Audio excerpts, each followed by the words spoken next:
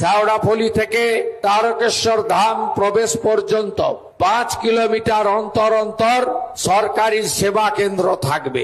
প্রাথমিক স্বাস্থ্য পরিষেবা, জল, ওআরএস, ন্যূনতম সেবা এবং বিভিন্নভাবে সহযোগিতার ব্যবস্থা থাকবে।